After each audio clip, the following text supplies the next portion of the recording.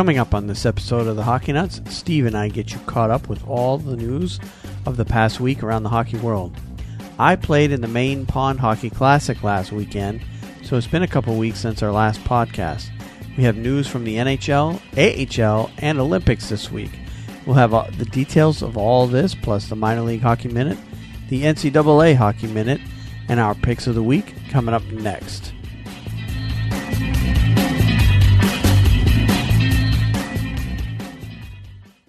This is the Hockey Nuts Podcast, Season 2, Episode 25, recorded on Thursday, February 15th, 2018. Olympic Hockey Preview. Shut up and sit down.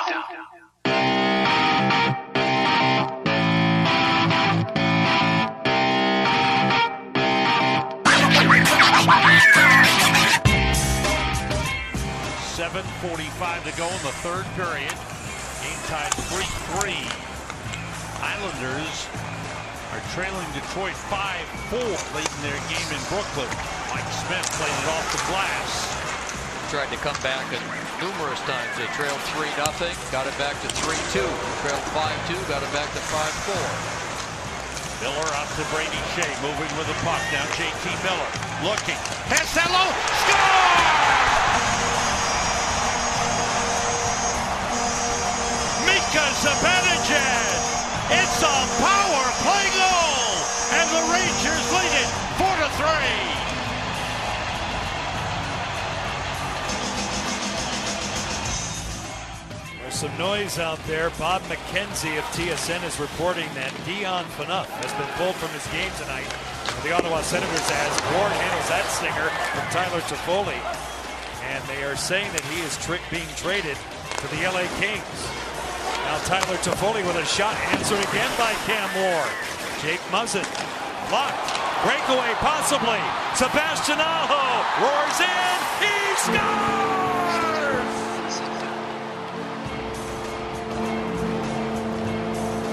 Exclamation mark for Seabass. A breakaway goal. 7-3 Carolina.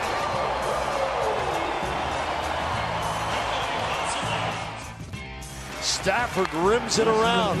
Final minute of the game. Taylor Hall with Patrice Bergeron hunting the puck. Marchand inexplicably didn't play with his stick. Zdeno Chara hard off the boards. Backus knocks it loose. Marchand takes the hit. Bergeron sticks the dagger in the Devil's heart. And we've got a Pier 5 brawl going. McCray wants to rip Severson's head up. A painted turtle has been sighted in Newark, New Jersey. Duck and cover. Hello and welcome to Season 2, Episode 25 of the Hockey Nuts Podcast. My name is Wayne. I'm here once again with Steve. How's it going tonight, Steve? Going good, Wayne. Good to be with you. Excited to hear about your excursion. A lot to talk about, and this ought to be a good podcast here. We do. It's been all of, 13 days, almost 2 weeks since we last done a podcast. So that's right. Yeah, we do have a lot to catch up on. I mean, mostly we'll focus on the last week, the stuff that happened 2 weeks ago. If you haven't heard about it by now, it's probably not worth hearing about. So, So most of tonight's podcast will be talking about stuff that's happened over the last week, but we will touch on a couple of bigger stories that happened since the last podcast that we had. So, but yeah, we have to talk about some playoff races. We got to get you updated there.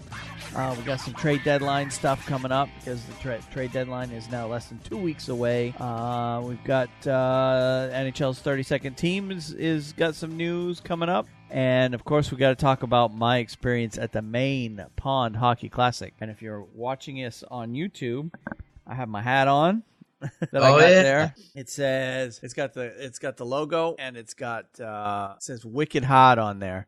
They had what they call a Wicked Hard Slapshot contest. Oh. But they were selling these hats. So, yeah, in true Maine fashion, they named their Slapshot contest the Wicked Hard Slapshot contest. So yeah, we had a blast on that. So Well, actually, why don't we go ahead and talk about that before we start talking about all the news of the week. And, of course, as you know, I went up north to play in the 2018 Maine Pond Hockey Classic. I've been always wanted to play in a pond hockey tournament. I finally got my chance to do so. My son and I actually went up, and we made a team. I've got 3 other cousins that also play hockey who live up in that area. So between the 3 of them, myself, and my son, that made up of 5 out of our 7 players that we had to have on our team. And we picked up a couple of other local guys while we were up there to round out the roster. So overall, we had a blast. It was a good time. We played in the recreational division, and it was a blast. I mean, we got there, went up a day early just in case because there was some bad weather Wednesday, so we were driving through the rain all day Wednesday, and I pretty much hugged the coastline all the way up, and just so I'd stay out of the snow. And we made it as far as Boston, and without seeing any snow. Got plenty of rain though, but we didn't. And we stayed just north of Boston at one of the hotels right on Route 1, just north of Boston. And then the next morning we got up and drove the rest of the way to Maine. It was about 3 more hours or so, so that went pretty quick. But we just kind of hung around on Thursday, visited some family, and then Friday we had our first game Friday night, and then 2 games on Saturday. Unfortunately, we didn't do so well.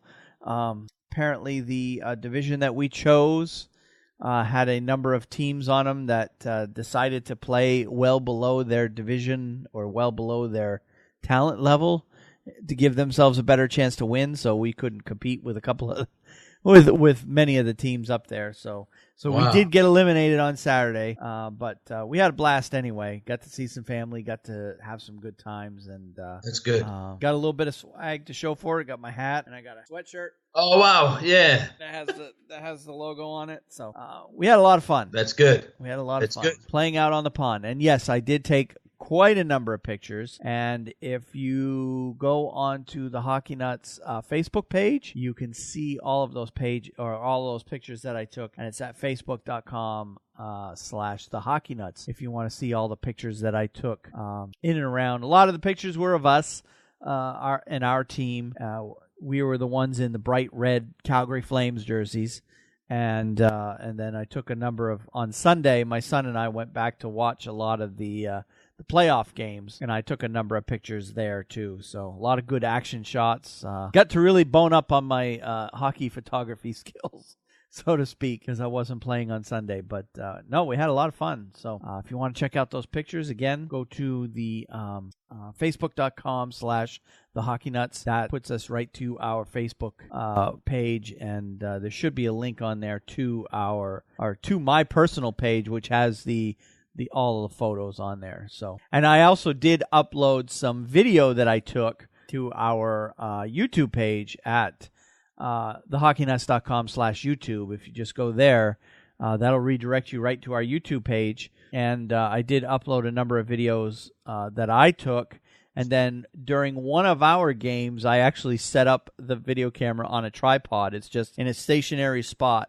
And you see our team basically getting our butts kicked by one of the, it happened to be the team that was runner-up in our division. And apparently, from what I understand, the team we were playing that day had a number of players on their team that had played at a very high level. One of the other teams that we played told us that they told them that they had one guy who played at UNH, another guy that played at Merrimack College, and these are the varsity teams, and then a few other guys that played at least at the Division III college or up in the juniors in Canada, Junior A. Wow. So yeah, it was a very good team that we faced, and they beat us quite easily without even so much as trying. So, but again, we had a blast. I would certainly do it again. I love playing in these pond hockey tournaments. I don't know if I go to that particular tournament because it is a long drive, but anyway, when you live in North Carolina, you're going to have to drive a long ways to go play pond hockey. Yeah, that's right. So that's a lot of fun. That sounds like I'm glad you had a good time. Yep. So we had a blast. I don't know what more else there is to say about it. I guess if you want to ask me any questions about it, I'm certainly willing to answer them. You can tweet me. I'm at Wayne Halley 9 if you want to tweet me any questions about the Pond Hockey Tournament. But the pictures that I took are pretty self-explanatory. It basically captures the essence of what went on over the weekend. But we had a good time. So very good. All right. Did you win a game? We didn't win a game. We went 0-3. So you went in the toughest division. Yeah, we got a bad draw. We were in a division with 16 teams, and 8 went on to play in the playoffs on Saturday. And out of those 8, 3 of them were in our pool. We were in a pool of 4 teams. Oh, wow. And 3 out of 4 made it to the playoffs. We were the one team that did not make the playoffs. And then out of the other pools, there was only 5 other teams total that made the playoffs. So, yeah, we got put in a bad draw, and I think one of the theories was they saw that we were coming all the way from North Carolina, and I think they figured we were some sort of all-star team coming up from North Carolina, and they kind of teamed us up or put us in a pool with some pretty tough teams. So, wow. But, oh well, it is what it is. We had fun. We had fun anyway. Got a chance to hang out with some cousins of mine that play hockey, and just made a big family event out of it. Yeah, that's good. That's good, Wayne. I thought about you down here. There's a lot going on, so I was hoping, and you responded. So I'm glad. Yep. I'm glad things went well, and I'm glad you had safe driving too. With, this time of year. Yep. Yeah. Actually, I was surprised. I've never driven the East Coast, North Carolina to Maine trip, where you're basically going through D.C., Baltimore, New York City, Philadelphia. Basically all the big cities on the East Coast. I've never made that trip in the wintertime. This was the first time I've done it, and it felt like only about half the traffic of what we normally saw in the summertime. So I was asking my son, I said, is it really true that half the traffic that we experience in the summertime is all people on vacation going up and down the East Coast? I mean, it must be, because we had much less traffic than we're used to, both going up and back. So that was good. We made probably the best time we ever made on the trip up and back, because we rarely, I think we only lost about 20 minutes due to traffic jams going up, and maybe 15 minutes on the way back due to traffic jams. Normally, it's an hour or 2 that we lose to traffic jams. So I was very happy with that too. That's good. We made great time. Good. So, all right. Well, let's move on. We've got to talk about some hockey, and we'll start with the NHL. And we always start with our teams. Yeah. And I was actually able, even though we were on the road and playing hockey and everything else, I was actually able to catch all of Boston's games while we were there, because I stayed with an uncle of mine, and he's a big Bruins fan too, so he made sure that we had the games on, and I never had anything going on during the Bruins, so I was able to catch all their games while we were up there. That's good. So, but hottest team in the NHL. Hottest team in the NHL, that's right. But going back, all the way back to where we left off from last show, on the 3rd, Boston beat Toronto 4-1, which was a great win for them, considering they're neck and neck with Toronto right now in the playoff race. And then on the 6th, they played Detroit, beat them at Detroit. And then on the 7th, they got a big 6-1 win against the Rangers. That one I actually watched sitting in the hotel room in Boston. That was the night we were traveling north. And I kept sitting there feeling real bad for you. Oh, man, yeah. It was never a game. It was never a game. That one I don't have. I really don't have anything to say about it. It was never a game. It was never a contest, and they didn't play. They were never in that game. But I believe it is, in fact, the first time the Bruins have beat the Rangers since you and I have been doing this podcast. And that's surprising. I thought you guys had beat us before now. I'll take your word for it, Wayne, but no, the Rangers have a couple of overtime wins over Boston, but I don't believe Boston has any wins over the Rangers in the couple of years that we've been doing the podcast. So the Bruins broke a losing streak there in a big way that night. But we'll get to the Rangers in a second. But yeah. That was a nice win for them. And then they went to Buffalo on the 10th. Actually, it was a home game against Buffalo. Big trap game, and they just didn't play well that night, and they ended up losing that game 4-2 to the Buffalo Sabres. So, give Buffalo credit. They're playing well right now. I'm not sure why all of a sudden they decided to play really well, but they have been playing well. Unfortunately, Jack Eichel got hurt in that game. so he's going to be out for a little while, high ankle sprain. But Right. but Buffalo's been playing really well because a couple nights after they beat Boston, they turn around and beat Tampa Bay a couple of nights later. So so Buffalo, even though they're way out of the playoff picture, they're not going to make it no matter how long of a streak they go on. Couple of real good wins against some real good teams in Boston and Tampa Bay there for the Buffalo Sabres. So, but yeah, the Bruins did kind of trip up there a little bit, but since then they turned around, got a couple of wins. They had a 5-3 win at New Jersey on the 11th, and then most recently on the 13th, a 5-2 win against Calgary. So a whole bunch of wins for Boston, continuing on their hot streak. Again, they've only lost 2 games in regulation since, mid-November? Something like that. I'd have to look up the date, but yeah, Boston right now is the hottest team in the NHL, like you said earlier. Yeah, there's no doubt about it. Yeah. All right, well, let's talk Rangers for a little bit. You sure you want to talk about it? I can talk to you about them.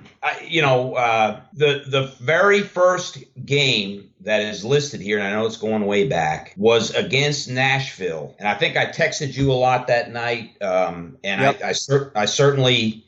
I think that started a precedent. I mean, I wrote down quickly here before our podcast, guys that are out injured, and practically our entire top 6 is out. And if you count Brendan Smith going down on waivers to Hartford, 5 of our 6 defensemen are not even playing, so they're injured.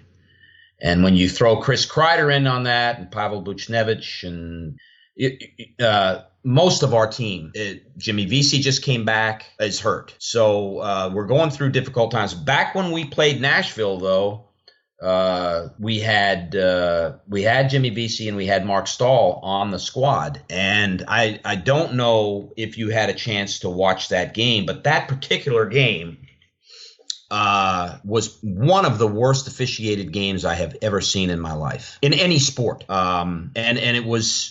You don't hear me on this podcast a lot crying about, or whining about stuff like that. But that really was a game where the officials lost control of the game. Yeah, you had texted me about that, and I never did have a chance to go back and actually watch that game to see for myself what it looked like. But now yeah. I've looked at the.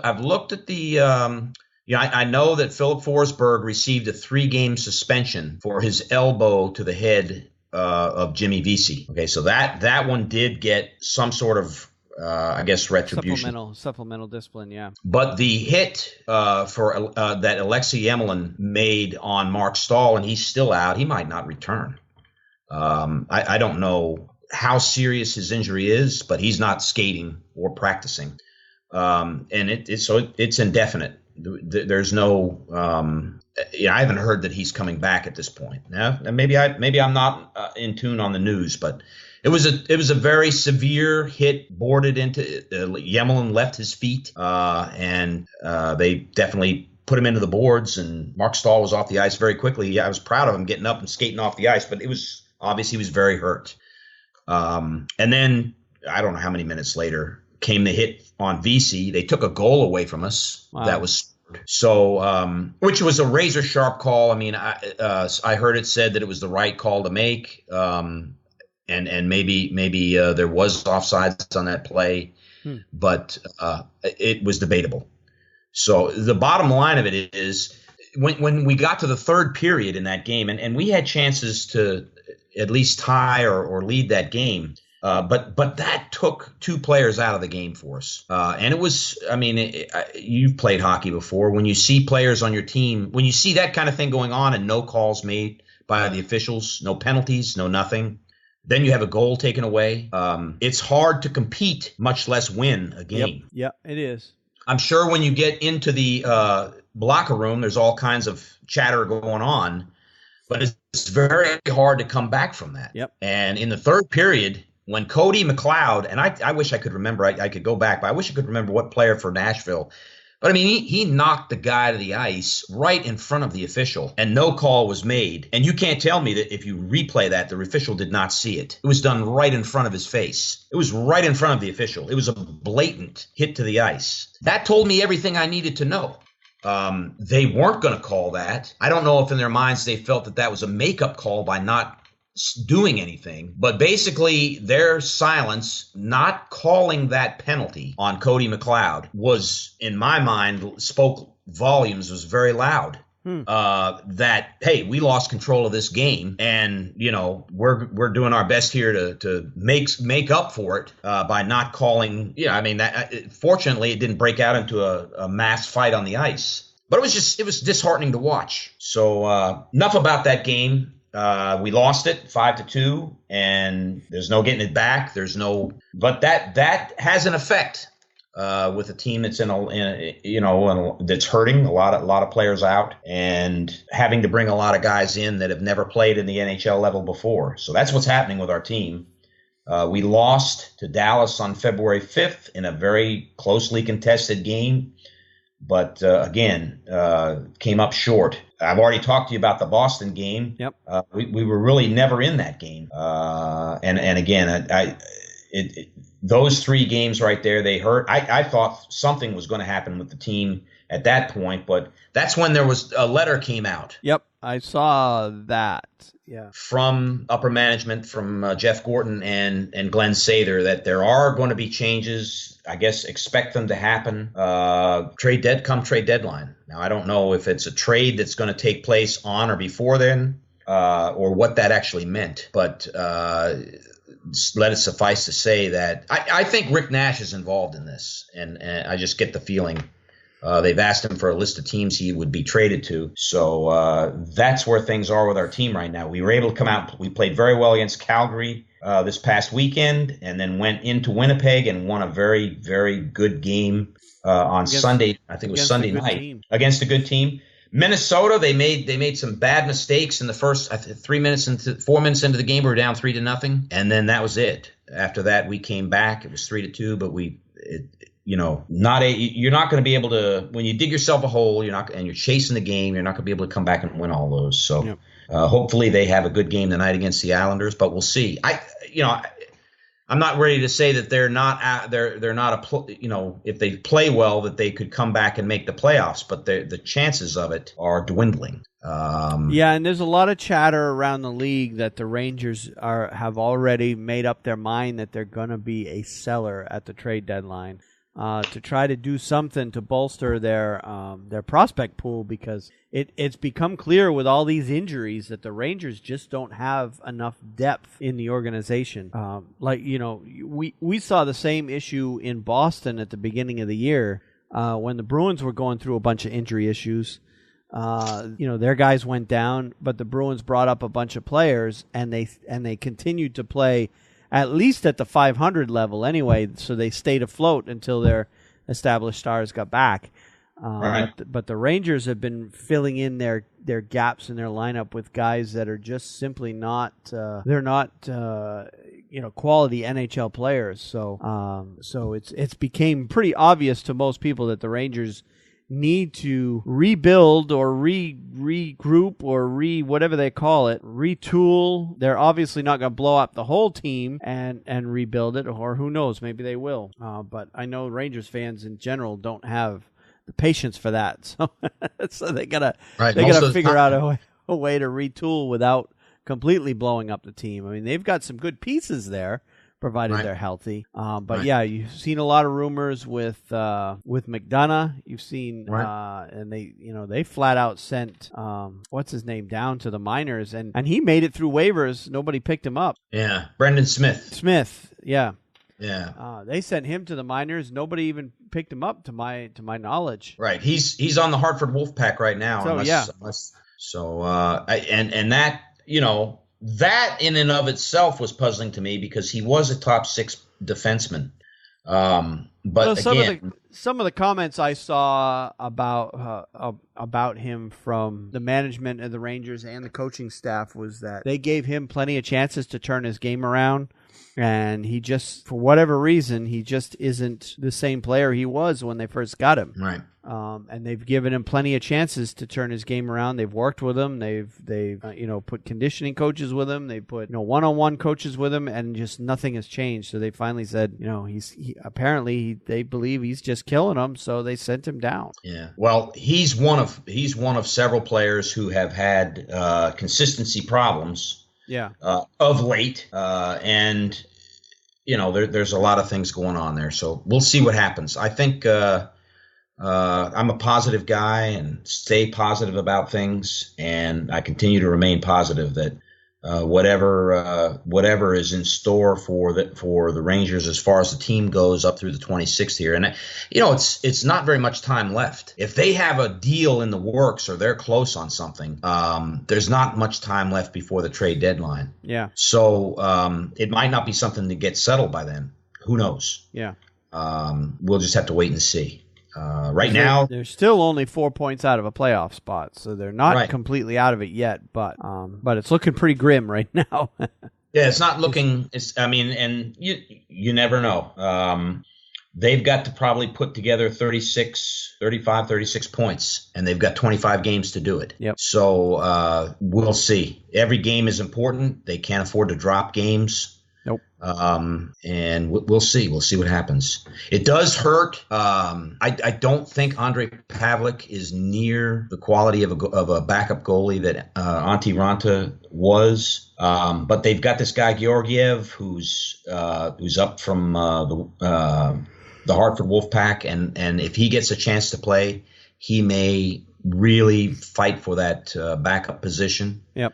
We'll just have to wait and see. But that's been a problem, too. Well, the unfortunate part is right now the Rangers are having to ride Henrik Lundqvist basically every game he's having to play. So even if the Rangers do get themselves back into the playoff spot, they're going to end up burning out Lundqvist in the process, and he's not going to have anything left if they do make the playoffs once they do get in. So there's that concern, too. Right. We'll have to see. He's had a good year. It's amazing how this year has turned around. The Rangers started the year on fire. Boston was struggling, and now it's turned around completely the other way. Well, actually, we played terrible the first 15 games of the season, and then caught on. Yeah. So we had a terrible start. But I think you can attribute a big part of this to injuries. And not being ready for those injuries that inevitably come to just about every team. Well, but it hit us hard. It's taken out our entire defense corps. So yeah, you've got way more injuries on the Rangers right now than most teams have. But the good things for them is the Metropolitan Division is a dog race right now, and it's just a madhouse rush for those playoff spots. I mean, the Rangers are sitting there in last place right now, but they're still only 4 points out of a playoff spot, and they're only 11 out of first place. So yeah, so it's kind of crazy how tight that division is. So all they need to do is they need to get themselves back on, get the train back on the tracks and get going again. But you've got teams like the Islanders and Columbus who are fading. You've got New Jersey who's showing signs of fading, although right now they're missing Corey Schneider. Once he comes back, I would expect New Jersey to get things back going again. I don't know. You just never know, really. No, you don't. You don't. And who knows? Confidence is a big thing, Wayne. Yep. You get a few wins under your belt, and they definitely in their last 3 games have played well. So you never know. You never know. And they're on a 4-game road trip. So they've won 2. Hopefully they can win against the Islanders tonight. You never know. They're in Ottawa on Saturday, so we'll see. Those are definitely winnable games. Right. And if the Rangers are going to climb back in it, games against the teams in their division are must-wins for them. Like that game for the Islanders tonight, if they're going to drop one game or the other between the Islanders and Ottawa, they've got to have 2 points against the Islanders. Right. And they almost need to do it in regulation. And the games against Ottawa, they need points in that one too, but it's really not a big deal if they lose that one. As long as they continue to beat the teams in their own division, that's where they're going to climb back into this thing is those division head-to-head games. Oh, you're right. That's absolutely correct. Although I disagree to a certain extent that a game against teams like Ottawa, games against Ottawa, Buffalo, to a certain extent Florida, Detroit is climbing back into this. If you're paying attention to, they're only 4 points behind the Rangers, and I don't know. Florida is in that position too, but I don't see them as being nearly as good as Detroit's playing right now. You've got to win those games too. That is true. You got to beat the teams that are behind you in the division. Yeah. We play Tampa Bay and we lose in Tampa. So maybe Ottawa's a bad example, but if they were to play Toronto or Tampa Bay, right. If they're going to lose those games, as long as they're beating those division teams, but if they beat their division rivals and beat the teams below them in the standings, that's where they're going to climb back in. Right. So we'll see how it goes. Now, speaking of division rivals, we got to talk about Carolina a little bit because they're our local team. And unfortunately for you, they're one of the teams that the Rangers are battling with for a playoff spot. That's right. But Carolina is getting hot again. Going back to the second, they got a win against Detroit at home. That was a 4-1 game. On the 4th, they lost to San Jose at home. And then on the 6th, they lost a 2-1 game at home against Philadelphia. And then it was after that game that Carolina's coach basically in the press just outed his team. I don't know if you saw any of those comments Bill Peters had about his team. He just, he said, I'm paraphrasing, but he said in a nutshell, I'm sick and tired of the inconsistency with this team, and I'm tired of not knowing whether or not the team is, what team you're going to see from one night to the next. That's been a problem that's plagued the Carolina. He said there's a number of players that are content with losing on the team. He made a bunch of comments in the press about his team, basically calling out, not by name, but he was calling out his team. Right. And several members of his team. And that has seemed to light a fire under them because since he did that after the Philadelphia game, Carolina's won 3 in a row. They had a 4-1 win against Vancouver at home, a 3-1 win against a very good Colorado team at home, and then a 7-3 win against LA in their most recent game. That was on the 13th. So they've won 3 in a row. Since then, they're back in a playoff spot. They're sitting in that number 2 wildcard spot as of right now.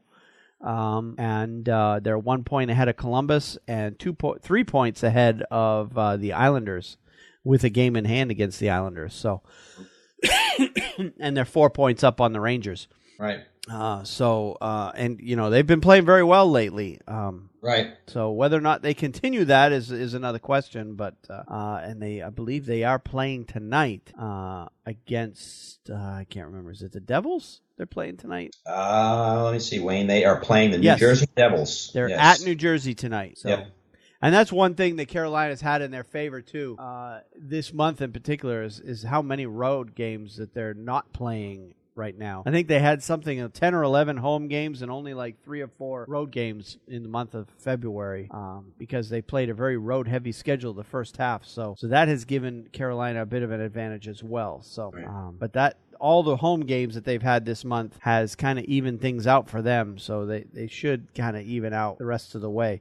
But yeah, Carolina now is sitting in that number 2 wildcard spot, and people around here are pretty excited about it. Yeah, they are. Because you got the new owner. He's doing a lot of things to try to bring the fans. They were playing Brass Bonanza recently at a game. Yeah. which got a lot of press. So so it should be interesting to see going forward how they do. And I know I've got one more game that I've got to attend with Carolina, and that's the Bruins game on March 13th. So I'll be there for that one. I don't know if I'll make it to any other Carolina games this year or not, but we'll see. All right, let's move on. Well, actually, let's take a quick look at the standings. It's been a few weeks since we've looked at that, so let's update everybody in the standings where everybody is right now. Starting with the East. In the Metro, your top 3 are Washington with 71, Pittsburgh with 68, Philly with 66. The top 3 in the Atlantic, these 3 teams are way ahead of the Metropolitan. Tampa with 79, Boston with 78, and Toronto with 75. So it's a 3-way race in that division, but they're they're head and shoulders above the 3 in the Metro right now. Right. And I think it's due to the competition. The Metro, they're all closely bunched together, and then the Atlantic is basically these 3 teams, and then everybody else is way behind. You'll see that in a second. Sitting in the wild card, New Jersey is at 64, Carolina at 63, and then on the outside looking in is Columbus with 62, the Islanders with 60, Rangers 59, Florida with 56, Detroit at 55, Montreal at 51, Ottawa at 47, Buffalo at 44. So the bottom 5 teams in the conference are in the Atlantic Division. So, right, which explains why Toronto, Tampa Bay, and Boston are pretty much. I would say they're pretty much locked into a playoff spot. Those 3 teams, because between Toronto and Florida, it's a 19-point swing. Yeah. Well. None of those teams. I don't think any of those teams. Florida, Detroit. Detroit has played the best recently of those teams, but I don't think any of those teams are going to make the playoffs. I think you can say conclusively that those teams, I don't think they'll get in. I just don't. Yeah, it'll take a miracle for Detroit and Florida to get in, because they're quite a ways back right now. Florida's 8 points back.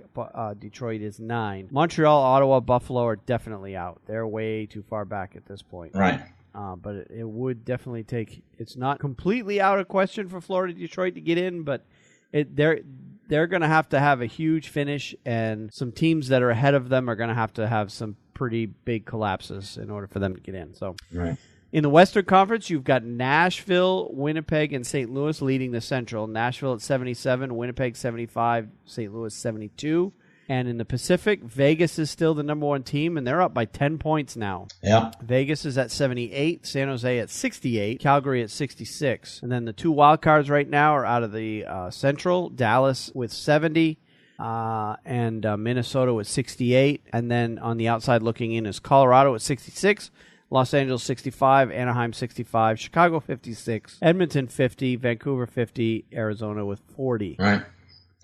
I think if you look at the West now, and it's hard to believe I'm saying this, but I think Chicago is out. Yep. I don't think they're going to make it. They've lost 5 in a row now. Yep. So you see some teams, Edmonton and Chicago, yep, that were expected to be at least making it through the first round of the playoffs. Actually, yep. I know I think I picked both of those teams. A lot of people had Chicago, Edmonton in the Western Conference Final, right? And now neither one's going to make the playoffs. Neither one of them will. Yep. So I think what you see is a developing big change in the power of the NHL and teams that were on top. Now Edmonton can come back next year. I don't know if Chicago is in trouble, and we'll see what happens. But and on top of that, the 3 teams, Anaheim, the Kings, and Colorado, any of those teams can make it. Yeah, they're not that far back. They're no only, problem at all. I have no problem. I see Anaheim making the playoffs. I see the Kings making the playoffs. Yep. Especially where the Kings just added Dion Phaneuf to their team, which right. we'll get to that trade later on in the show, but he'll be a huge help for them, right, for sure. But yeah, I mean, Anaheim is the worst team of that bunch on the outside, and they're still only 3 points back. I mean, they could be in a playoff spot by the end of the weekend. Never mind the end of the season. So, right, yeah, that could go any way. So right now we're looking at in the West, it's a 11-team race for 8 playoff spots at this point. Right. So yeah, we're starting to see more and more teams drop out of the playoff picture at this point. I think what you're looking at is 11 teams in each conference. Yep. With the Rangers, we'll see. Have faith. I'm keeping my faith. We'll see what happens. It might only be 10 teams in the East, yep. But that's a big change from a couple of weeks ago, Wayne. Yep. When we had all the way down to Chicago. We were putting our fork in Edmonton, but you're starting to see teams slip out quite quickly now. Yep. And so it's that time of year, man. Should be interesting what Chicago decides to put up there on the trade market. Honestly, I don't see Kane or Taves going anywhere because no one wants those ginormous contracts that those 2 guys carry. Not to mention the fact that they have no trade clauses and would have to agree to any trade anyway. But it'd be interesting to see what else Chicago puts out there for trade bait. It will be. And you never know. Some blockbuster deals may get done at this trade deadline versus last year. We were sitting here talking about it, and we weren't much happened last year. Really, not much. Yeah, I agree. So this could be a big one this year. Yep. Well, we'll see. All right. Well, let's talk some transactions, shall we? We already touched on a few of them. First and foremost, Vancouver Canucks general manager Jim Benning signed a multi-year contract extension on Wednesday. Benning is in his 4th season as general manager of Canucks after replacing Mike Gillis, who was fired after the 2013-14 season, and is in the final season of his contract. Before coming to Vancouver, he spent 8 seasons as the assistant GM of the Bruins and helped build a team that defeated the Canucks in the 2011 Stanley Cup Final. The Canucks reached the Stanley Cup playoffs in Benning's first season as GM, but have finished next to last in the Western Conference in each of the past 2 years. Under first-year coach Travis Green, they're 22-28-6 this season, 18 points behind Minnesota Wild for the second wildcard spot into the playoffs from the Western Conference, entering their game against the Florida Panthers last night. Benning has brought in a number of prospects, though, most notably forward Brock Besser, who leads NHL rookies with 26 goals. He's also traded forwards Yannick Hansen and Alexander Burrows for prospects Nikolai Goldobin and Jonathan Dahlin, and selected center Elias Pettersson with the number 5 pick of the 2017 NHL draft. So obviously they feel that he's doing a good job there at rebuilding that team. This is going to be a multi-year project for them if they want to build a very strong team. It's not going to be an overnight turnaround for Vancouver because they've been sliding for quite a while. But they have shown some improvement this year over last year. So right, an exciting player in Brock Besser too. So yeah, they've got Besser. And Pettersson, when he finally makes the team, he's going to be a good one too. So yeah, rightly so. They should give Benning at least a few more years to continue doing what he started. Right. All right. Dion Phaneuf was traded to the LA Kings by the Ottawa Senators for forwards Marian Gaborik and Nick Shore on Tuesday. Forward Nate Thompson and Phaneuf will go to Los Angeles. Phaneuf will likely play in the top 4 that includes Drew Doughty, Jake Muzzin, and Alec Martinez. Phaneuf had 16 points in 53 games for the Senators this year, including a 6-3 loss at the Pittsburgh Penguins on Tuesday. Thompson was injured and has played 4 games since January 5th. Gaborik and Shore played the end of the 7-3 loss to the Carolina Hurricanes. And I was actually surprised when you sent me the message about that trade because I just finished watching the game and I'm like, wait a minute, didn't Gaborik just play against the Hurricanes? He in fact did. Yeah. And it was right after that game that they traded him. I'm gonna wait till you finish. Go ahead. All right. And Gaborik is signed through the 2021 NHL season. Ottawa will retain 25% of the remaining money on his contract. And we're talking about Phaneuf, obviously. Right. Shore has 15 points in 49 games this year and 49 points in 221 games with the Kings. The 25-year-old can become a restricted free agent on July 1st. Gaborik has 14 points in 30 games this year. And I lost my place. Yeah, 14 points in 30 games this season and 808 points in 1,019 NHL games with the Wild, Rangers, Blue Jackets, and Kings. The 36-year-old is signed through 2021. He has 22 points in 26 playoff games, winning the Stanley Cup with LA in 2014. Thompson has 11 points in 43 games this season and 122 points in 593 NHL games with the Bruins, Islanders, Lightning, Ducks, and Senators. The 33-year-old is signed through next season. Right. So a bunch of pieces that Ottawa can use. Obviously, the Gaborik that Ottawa is getting is not the Gaborik that was lighting up the scoreboard in years past. But right now, he was playing well though as a veteran. But here's I don't know. I guess Dion Phaneuf can help them on the defensive core, and they're talking about him being top 4 defenseman for them.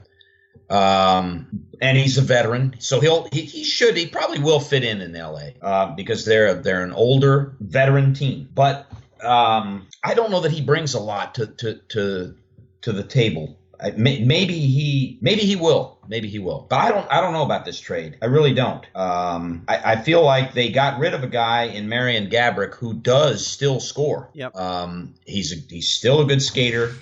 Yeah, he doesn't have a lot of time left. You know what it seems to me is a bit of a salary dump to make room for. Sounds like Ottawa wants to be active either at the trade deadline in adding prospects and such. or at the very least in the offseason to add a free agent or so. Or sign Erik Karlsson. Or get Erik Karlsson signed. Yeah, that was the other thing I was going to say is they had to get rid of Dion Phaneuf's salary. Well, they managed to get rid of 75% of the salary, which is quite significant. So you're getting a prospect. I don't know if you want to call him a prospect. He's 24. In Shore, about a serviceable NHL player nonetheless. Gaborik, who's at the twilight of his career. But the two players going the other way are both up there in age. You've got Phaneuf, who's got only a few years left, if that, and Thompson is 33 himself. So yeah, to me it just felt like a bit of a salary dump for Ottawa to just get rid of most of Phaneuf's contract. And I think, like you said, is either making room for them to be a little bit more active in the offseason, or it's to make room for, and maybe a little bit of both, to get Erik Karlsson signed, because he's going to command a pretty big salary. I think if the Kings make the playoffs, they'll be glad they have Dion Phaneuf with his experience and his abilities on the ice, bar none. He'll be very good in the locker room and all of that. If the Kings don't make the playoffs, I'm interested to see what they do in the offseason, because on its face, I understand why Ottawa made the trade. I don't understand why LA did. Well, I think LA has, I think LA is basically taken on Phaneuf as a rental. Phaneuf isn't the offensive guy that he used to be. He used to put up a lot of points. Right. He's more of a stay-at-home guy now in his later years in his career. But he's a very good one, and he brings a lot of grit and toughness. And maybe that's LA's approach to making the playoffs is to get a lot tougher around their own goal. They're already one of the better defensive teams in the West. They just got a little bit better in that sense. Yep. So because they need to make sure they protect Quick. If he gets hurt, they're done. Oh yeah, but they've done better than you and I thought they would. Well, I actually was. I got to say, I thought they might make the playoffs, but they've done better than people thought. Yeah, and they still could. They're only 3 points out right now. Right. All right, let's move to the next one. Lars Eller signed a 5-year, $17.5 million contract with the Washington Capitals on Saturday. Contract has an average annual value of $3.5 million. The 28-year-old center, who could have become an unrestricted free agent on July 1st, has 28 points this season. The Capitals acquired Eller on June 24th, 2016 in a trade with Montreal for a second-round pick in the 2017 NHL Draft and a second-round pick in the 2018 NHL Draft. So obviously they re-signed him to get a little bit more back on their investment, because giving up 2 second-round draft picks for him, if he would have left, that would have been an ugly trade for them. Right. So agreed. They're obviously happy with his services. They're going to keep him around. Right. All right, and now talking a little bit about the Rangers. Defenseman Brendan Smith was placed on waivers by the Rangers last Thursday. Smith, who turned 29, signed a 4-year, $17.4 million contract, which carries an average annual value of $4.35 million with the Rangers on June 29th. And has 8 points in 44 games this season. Smith was not claimed by any other NHL team and was sent to Hartford, the Rangers affiliate in American Hockey League, on Friday. Smith has 79 points in 353 games in 7 NHL seasons with the Red Wings and Rangers. Red Wings selected him with the 27th pick in the 2007 NHL Draft.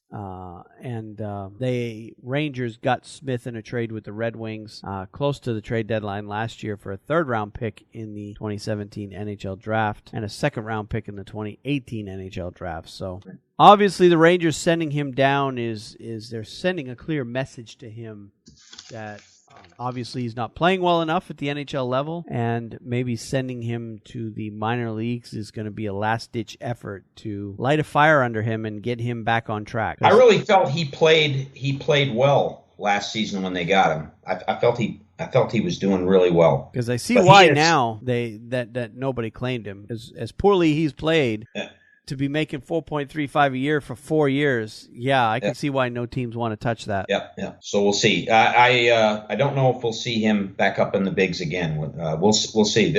I've been impressed with John Gilmore, the guy they've called up, who basically is, I would have to say, one of their top 4 defensemen now.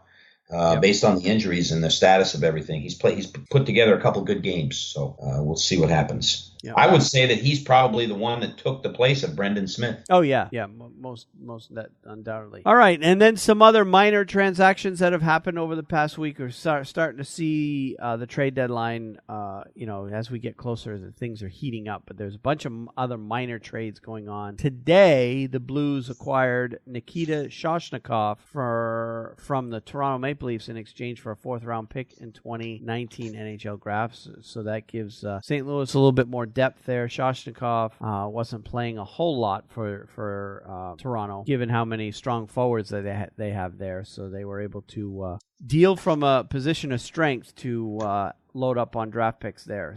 And Shoshnikov should probably get more playing time with St. Louis. Also today, the Blackhawks acquired forward Chris Domenico from Ottawa in exchange for defenseman Ville Pocca. Minor trade there. A couple of days ago on the 13th, the Kings acquired defenseman Dion. Oh, that's the Dion Phaneuf trade.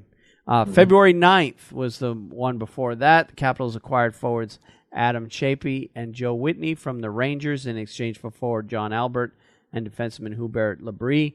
All those players are playing for minor league affiliates at this point.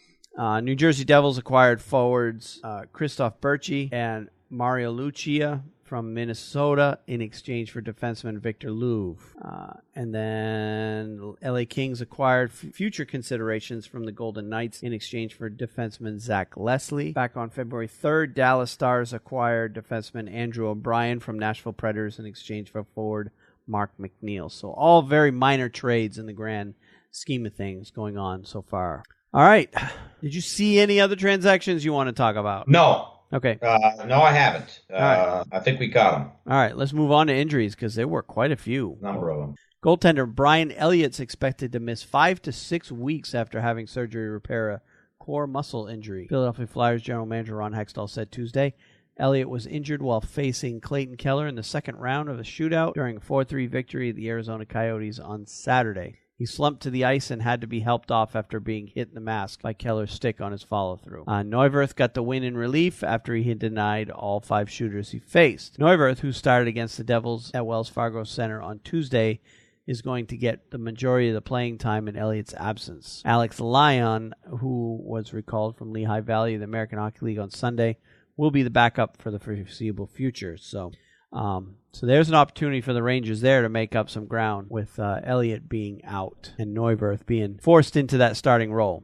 Calgary Flames goaltender Mike Smith will miss at least 2 games because of a lower body injury. And the first game that he missed was against the Bruins on Tuesday. And it looks like they have said that he'll miss the 2 games for sure, and then he'll be considered day-to-day after those 2 games. So was no details on what the injury was there. Lower body injury could be anything, knee, groin for a goaltender. Right. Nobody knows what that's going to be. You never know. He may have twisted his ankle. Yeah, true. For all you know. Yep. So, but doesn't look like he's going to be out for long. So look for him to come back here in fairly short order. Defenseman Steven Kampfer will be out 4 to 6 weeks because of a fractured hand. Rangers general manager Jeff Gordon said on Monday, Kampfer, who has 1 assist in 22 games this season, played 22-39, was on the ice at the end of the 3-1 win at the Winnipeg Jets on Sunday. He's the latest Rangers defenseman to be sidelined by an injury, joining Ryan McDonough, Kevin Shattenkirk, and Mark Stahl. So, like you said, their entire defense core. Yeah, just about, with Brendan Smith gone on top of that. So. Yep. New Jersey Devils goaltender Corey Schneider will be out the rest of the week because of a hip groin injury that he sustained in a 3-2 loss to the Boston Bruins back on January 23rd. Schneider, who's missed the past 8 games, was placed on injury reserve on Monday, retroactive to the day of the injury. He's expected to resume skating next week. He's 17-11-6 with his .279 goals against average and a .913 save percentage in 35 games. Clearly, he's New Jersey's number one. Kincaid's been playing pretty well in his absence, but if the Devils want to make a strong playoff push, they definitely need Schneider back. Right. Sabres center Jack Eichel is out indefinitely after sustaining a high ankle sprain in a 4-2 win against the Boston Bruins on Saturday. Eichel left in the first period when he fell backward while being checked by the Bruins defenseman Matt Grzelcyk.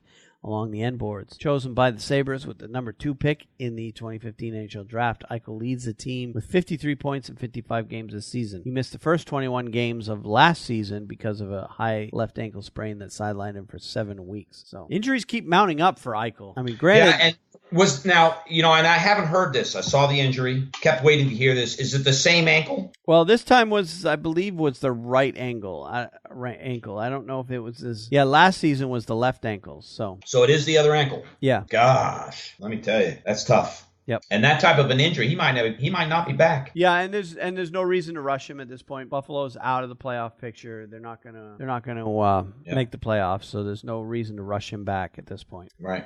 And another Rangers injury, goalie Andrei Pavlik will be out 2 to 3 weeks with a sprained MCL. He was injured in the first period of a 4-3 win against the Flames on Friday. He made 7 saves and didn't return for the second period. Goalie Alexander Georgiev was recalled from Hartford on Saturday and will back up Henrik Lundqvist. Yeah. So we've already talked about that one. Yeah. Another goaltender injury. Malcolm Subban was placed on injury reserve by the Vegas Golden Knights with an upper body injury on Saturday. The backup goalie was injured during the morning skate prior to 4-3 win at San Jose on Thursday. Golden Knights coach Jared Gallant said there's no timetable for his return. Vegas recalled goaltender Maxime Legacy from Chicago, the American Hockey League. Subban is 11-3-1 with a 2.59 goals against average, 912 save percentage in 16 games. He missed 13 games earlier this season with lower body injury. So, again, Subban is becoming, he's going to be labeled injury prone if he keeps getting hurt, but he did fill in admirably with Marc-Andre Fleury being hurt earlier in the year, but he is clearly the backup to Fleury at this point. And played very well. Yeah, he's had a great season. Yep. It's a case where the change of venue, God. Well, he wasn't gonna upstage Tuukka Rask in Boston, so. Right. And I don't think he's going to upstage Marc-Andre Fleury yet. No, but Fleury is a few years older than Rask. So, he's doing very well. So at least Subban has a future there. He does. I guess he's performing at the level now that the Bruins wanted him to. Yep. So that's all you can say. Yep. All right. San Jose Sharks forward Joel Ward will be out indefinitely because of a shoulder injury. He left a 5-3 loss to the Vegas Golden Knights on Thursday in the second period after Golden Knights defenseman Nate Schmidt hit him into the half wall in the Vegas zone, injuring his right shoulder. He has 11 points in 46 games this season and is in the last of a 3-year contract he signed back in 2015. So a depth player for San Jose. What is he, a third or fourth liner? But you hate to lose guys this close to the playoffs. I agree. San Jose, that's going to be a very interesting fight they have ahead of them for the playoffs. Yep. And sure. Joel Ward is a very much needed guy when it comes to the playoffs. Yep. A lot of experience with the Capitals. Agreed. All right. St. Louis Blues defenseman Joel Edmondson had surgery to repair a broken right forearm Friday and will be reevaluated in 6 weeks.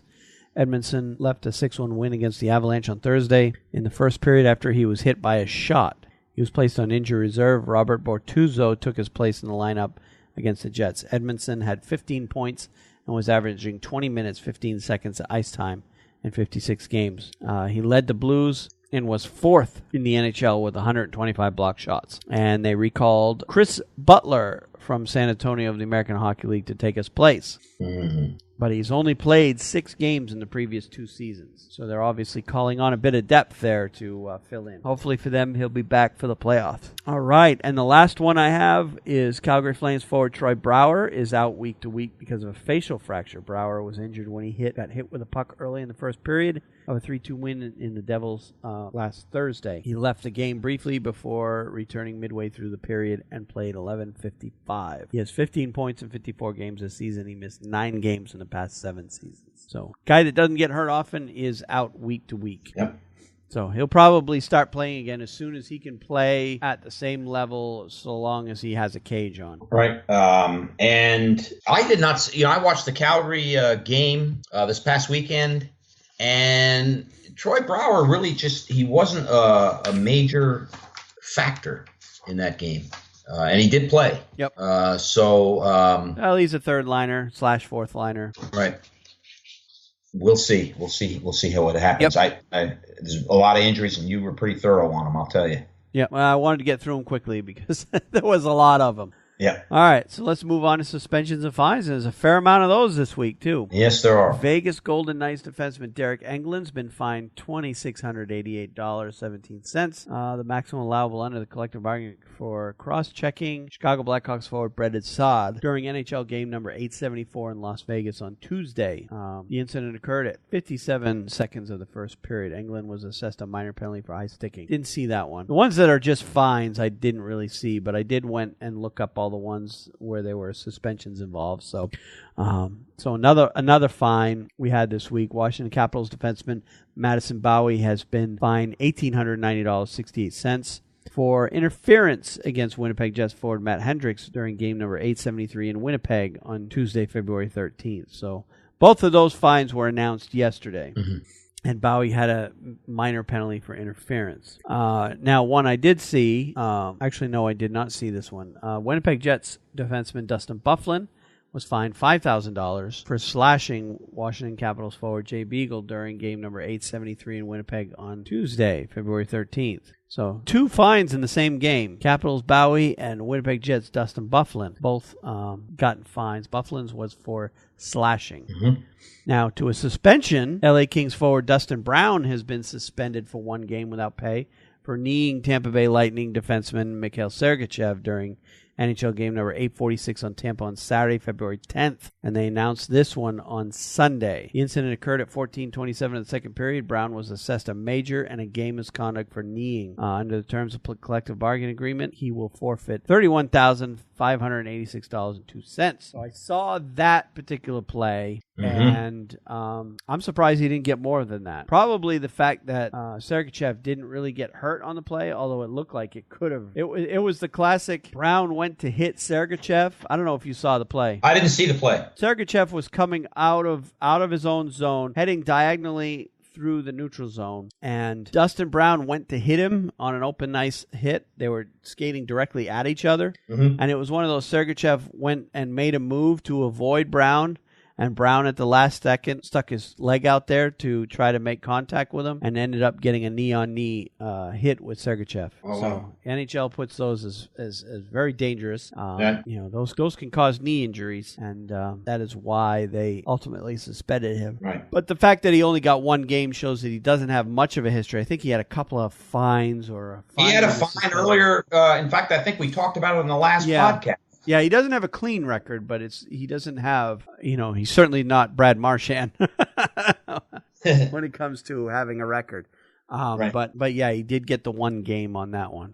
Because it kind of was a bang play. It wasn't premeditated. And they explained that in the video. It wasn't premeditated. It was kind of a reaction play. He was reacting to Sergachev, who was about to basically sidestep the hit, and he just at the last second threw his leg out there. So 1 game for Brown. Now, as far as a premeditated one, this next one absolutely was premeditated, and I don't know if you saw it, and the reason I'm including because it happened almost 2 weeks ago, but it was a big one. No, I saw it. Ottawa Senators Alexander Burrows has been suspended for 10 games without pay for serving as aggressor in an altercation and kneeing New Jersey Devils forward Taylor Hall during NHL game number 816 on Ottawa back on February 6th. And they announced this a couple of days after the incident. The incident occurred at 10:02 of the second period.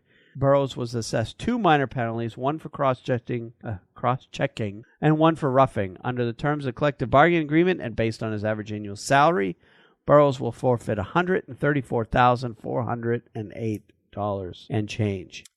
Your thoughts on this one? Well done, NHL. This is one. I don't understand. I mean, we can get into it again. You don't want to hear me. If they're going to suspend him for this, why didn't they do that to Alexei Emelin and his hit on Mark Stahl? He got absolutely nothing. Yeah. Why did they only give Philip Forsberg three games for his blatant elbow? I'm just talking about New York Rangers players, but it's just again I see inconsistency. But I think it was the right call. I would have done it if I was in George Peros' shoes. I thought it was the right thing to do. Yeah, and the initial altercation that Hall, it was a borderline hit, but I think ultimately it was a clean hit on Hall on Burrows. But Burrows just lost his mind and went after it. Now Burrows has a history too. He snapped. If you go back to and this isn't the only one, but this is the one that involves the Bruins, so I remember it. Go back to the 2011 Stanley Cup Final. Patrice Bergeron claimed that Burrows bit his finger in an altercation. It was like Game 2, Game 3, somewhere around there. It was early in the series. I think it was Game 2. It was early in the series, but Burrows has the reputation in Boston, or they like to call him by his Boston name is Biting Burrows, because if you look at the replay, Bergeron's finger was in fact inside of Burrows' mouth. So I tend to believe, what Bergeron said, but way back then, of course, that's old news now. That was, years ago. But Burrows has, and it's not his only incident, but he has a reputation of being edgy, kind of Marchand-like in the way he plays. Right. He doesn't have a lot of friends, we'll put it that way. Right. Around the league. So, and he was on top of Hall, and he was basically kneeing him in the head. Yeah. So, yeah, he snapped. He snapped, and it cost him $131,000. Yeah, 10 games. It's what, 16% of the season, something like that. So yeah, he's still sitting out on that one. So I don't know. I agreed with the call. I agreed with the suspension. I thought it was the right thing to do. Maybe it will teach him a lesson in this instance. Yep. It was totally unnecessary what he did. Yep. Sure was. It's my board behind me. I hear you. Got my little board with all my logos on it behind me. Something different to look at behind me than what I've had in the past. All right. That's all we have for suspensions. I had the other one, which was Philip Forsberg. Oh, okay. Left wing for the Predators. Interference against Jimmy Vesey. There was no penalty called on the play. He forfeited $96,774.18. He was suspended for 3 games. It was a blatant penalty. Should have been more than that, in my opinion. I don't know. That was a quick one, though. I wanted to throw that in there. That happened on February the 3rd, I believe, was the game against the Rangers. Yep. So. All right. Other interesting stories we had going on this week or the past couple of weeks. First and foremost, we touched on at the top of the show. Seattle has officially applied for NHL expansion team, a group led by Jerry Bruckheimer, Hollywood producer, and David Bonnerman, private equity CEO, was authorized December 7th to file an application for expansion by the NHL Board of Governors. It paid a $10 million application fee. Man, I hope that goes into their expansion fee. Oh, yeah. That's a good point. Sportsnet reported. The cost of the team will be $650 million. I hope that $10 million goes towards that. We'll put it that way. And the NHL is looking. Gary Bettman announced during the NHL All-Star Weekend that NHL is looking at only Seattle for possible expansion. The earliest the team could begin play is in the 2021 season, when it is expected that renovations of Key Arena would be complete. Commissioner Bettman said he thinks if Seattle were to be granted the 32nd NHL team, he expected it would want the same rules for NHL expansion draft that were granted the Vegas Golden Knights, who came into the league as the 31st team this season. Vegas paid $500 million for their team. So I would expect that too. If we're going to pay $650 million for a team, I would want the same rules that Vegas got. I don't know whether they'll be able to repeat what Vegas has done. Doubtful. Doubtful, but I don't think this is ever going to happen again, Wayne. Maybe. I think we're witnessing history. Yeah, possibly. So looks like Seattle's a go at this point. Yep. And the fact that he said only Seattle for expansion, so it looks like the NHL wants to stay at 32 for a little while. I have heard rumblings that the NHL long-term, years out, wants to eventually get to 40 teams, but who knows if that's going to happen. But it looks like it'll be 32 for a little while anyway. So Quebec, Houston, if those cities are going to get a team, it's going to have to be a team that moves. Oh, that's right. All right, let's move on to the next story. Flyers center Claude Giroux, Calgary Flames left wing Johnny Gaudreau, and Minnesota Wild goaltender Devin Dubnyk have been named the NHL's 3 stars for the week ending February 11th. Giroux registered 6 points in 4 games to propel the Flyers to a perfect week in 3rd place in Metro Division. Gaudreau placed 2nd in the NHL with 7 points in 4 contests to guide the Flames to a 3-1 week and into the 3rd place spot in the Pacific Division. Dubnyk went 2-0-1 with a 1.96 goals against average, .950 save percentage, and 1 shutout to backstop the Wild to 5 out of a possible 6 standing points. And going back to last week, Pittsburgh Penguins center Evgeny Malkin, Florida Panthers goaltender Harry Sateri, and Vegas Golden Knights right wing Riley Smith were named the NHL's 3 stars for the week ending February 4th. Kudos to all those guys. Did you see Sidney Crosby got his 400th goal? Yes, I did. For the Penguins. Watched for that one and then the 401st goal of his career. Yeah, that one happened on Sunday. Obviously, I didn't see that game. I actually saw it. It was on in the lodge at the pond hockey tournament that I was at, but I wasn't really watching the game. But it was on TV that day over there. Mm-hmm. He's the 95th player in NHL history and the 7th active player to score 400 goals and the 37th to do so in 839 games or fewer. Mm-hmm. Well, kudos to him. Still up there. If he's not the best player in the game, he's the second best player in the game. So congratulations to him. Yep. And more to come. I mean, 500 is practically inevitable at this point. Yep. So, no problem. And also the last honor of the week that I have, Vinny Lecavalier had his number retired to the rafters at Amalie Arena on Saturday. So his number 4. Yes, and that's real quick. He was a great player, and I think he may make the Hall of Fame. Oh yeah, possibly. Oh yeah, I think. Marty St. Louis is going to make the Hall of Fame. I think Vinny Lecavalier is going to make the Hall of Fame as well. It might not be a few years down the line, but that's the right thing to do. He definitely deserves to have his jersey retired, and he was a great player for the Tampa Bay Lightning. Yep. Even though there were rumors towards the end of his career about possible trades, but yeah, he had a great career, and he'll be a very good Hall of Famer in years to come. Yep. So, all right. That's all the news stories I have for the week. That's all Wayne, we talk about things together on stuff. I do not have another news story to report. Okay, well, good. Well, that brings us to then the power rankings, and I have kind of forgotten whose turn it is. Is it my turn or is it yours? It is your turn. It is my turn. I did do one. Turn. I did do one just in case, so. Okay, yeah, it's your turn. So I will go ahead and start at the number 16 spot. And at number 16, I've got Colorado, who's dropped a couple of spots since our last power ranking. Number 15, I've got Calgary, who's actually up from the 18th spot from last week. Number 14, I've got LA. Number 13, I've got Philadelphia. Number 12, I've got Pittsburgh. Number 11, I've got San Jose. Number 10, I've got Minnesota. They're up 7 spots from last year's. I think you had them at 17. Yeah, they're playing very well. They are. They've come back. Yep.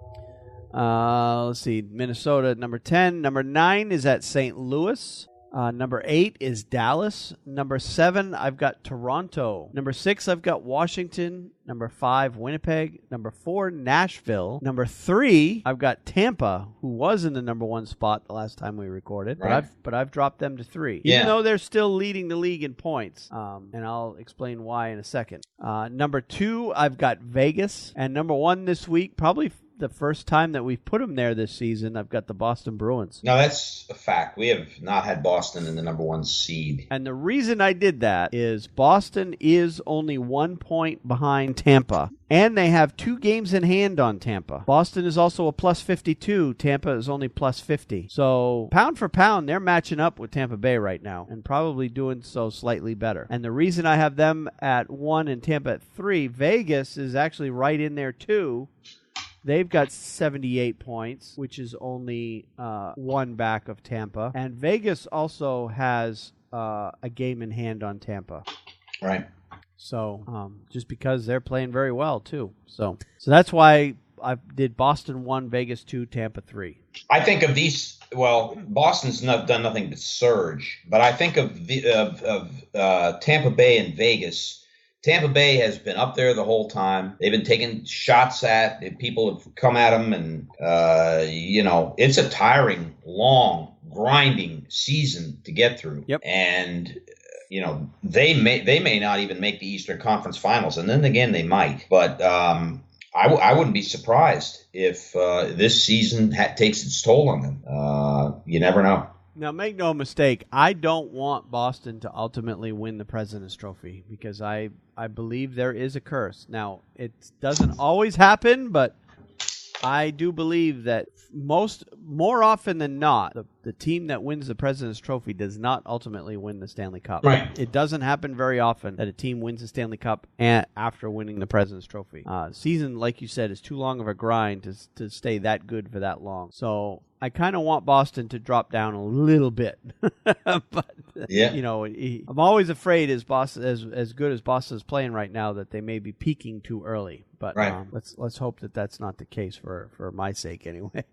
All right, so let's look ahead to the week coming up. We've got, let's start with the Carolina Hurricanes because they're playing tonight. They're at New Jersey. And in fact, I have that game on above me. And as we speak, the Hurricanes are up 1-0 over the Devils right now. But it's early in the game, still in the first period. Right. They have the Islanders on the 16th. That's tomorrow. And then they have New Jersey on the 18th. So 2 games, New Jersey, 1 game against the Islanders. All conference opponents. My mind for Carolina, these are must-wins if they want to secure a playoff spot. Or a playoff position. That's right. Yep. I agree with you. Now, the Rangers are also playing tonight. We have the Islanders in the Barclays Center tonight. Don't know what the score is on that game. That's the third of a 4-game road trip. Do you want to know the score of that game? If you've got it, great. I've got it. It's 1-0 Islanders right now, but they're still in the first. Okay. So it's still okay. Early. Very good. And then Ottawa is on Saturday. We play Ottawa. I think it's a 2:00 game in Ottawa. And then on Sunday, NBC Game of the Week, we play the Philadelphia Flyers. And those are 3 games. I'll tell you right now, the situation with the Rangers is pretty dire.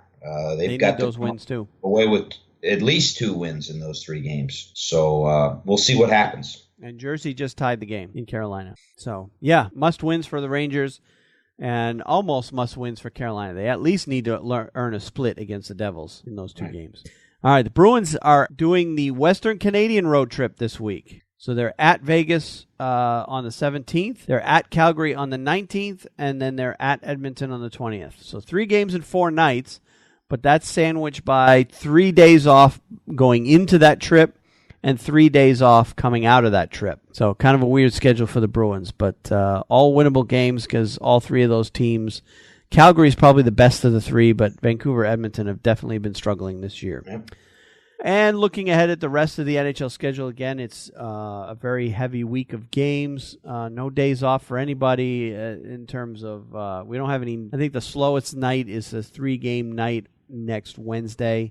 And a 4-game night Friday night, but every other game there's at least 6 games every night. So so very busy week around the league as teams start to get into the playoff push. Now, in addition to all the games going on, we also have Olympic hockey. That's correct. And with that, let's lead into our minor league minute because you want to talk about the Olympics and I also want to talk about the Olympics. But we'll start with yours because mine's kind of a piggyback on your story. Okay. Well, mine. I got mine off of the Wisconsin Badgers website, actually, and I did some looking around on different stories.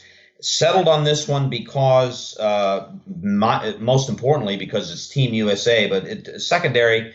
As you know, Tony Granato is the coach for Team USA this year, and he is the coach of the Wisconsin Badgers. And he is also a former Ranger. So I am closely watching Team USA. Hopefully we can get into the medals this year. I don't know whether that's going to happen, but Russia did lose yesterday to Slovakia. Yep. Yeah, so yesterday the men's tournament. Women's tournament's been going on pretty much since right around the opening ceremony, so they've been playing all weekend. The men's tournament actually didn't start until yesterday. Right. And it was only 2 games yesterday. There was Group B. In Group B, Slovakia played Russia, and, properly named Olympic athletes from Russia. Not actual Team Russia, but anyway. So Slovakia, Russia. Slovenia played the United States. Both games were upsets. Slovenia beat the U.S. In overtime, and that was a 3-2 game. And Slovakia beat Russia 3-2 in regulation. So yeah, Group B is turned upside down right now. It's going to be interesting. And of course, you have your pre-tournament jitters. Anything can happen. I put that first game out of my mind. The Team USA got a point out of it and just move on from there. Yep. I'm not too worried about that at this point. But my article is in regards to Tony Granato and his feelings on Team USA. And it goes like this. Wisconsin coach Tony Granato says Team USA can compete with anyone in the world on the Olympic hockey stage. Robert De Niro, Al Pacino, when they make a movie of the saga of the 2018 USA men's hockey team, who gets to play you? Kurt Russell? Yeah, well, I don't know, Tony Granato, coach of Team USA and the Wisconsin Badgers, told Lan of 10 recently. First of all, what I like, though, I like how we're going into this tournament. Russia's going to have a team with the most NHL experience. When you look at rosters and look at who should play really well, I think we're fighting along with the rest of the middle of the pack as far as personnel. And I don't think there's a clear favorite. Russia, I think, is a team that everyone expects to win. I don't think we're that far off from them. And I also think with how we play and how the team is put together, we can compete with anyone in the world. We just have to be the best for 13 days, Those 13 days start Wednesday morning when Team USA opens Winter Olympic tourney play in the Pyeongchang Games against Slovenia. With no NHL players allowed to participate, Granato's roster hails from all over the map. Literally 17 players from various European leagues, 3 from the AHL, and 4 from the college ranks.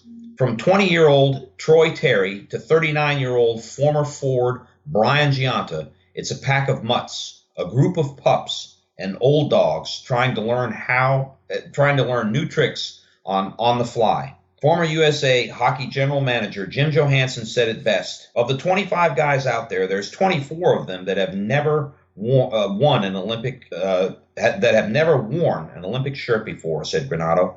Currently on a 3-week sabbatical from the Badgers bench to run the show in South Korea at the invitation of Johansson, an ex-Wisconsin teammate who passed away last month. Excuse me for a second there. At the age of 53. The one thing that every American player is dreaming of is to put on the USA sweater and represent the country. And once you get that, there's that sensation that can translate to the style of hockey we like to play. And we have a lot of guys that I think will play the best hockey of their careers. They look at this as an opportunity they thought they'd never have. The communication that we have with these players, you can hear them skating on the other end of the phone with extreme excitement and anticipation and pride. And we're going to have to carry that over with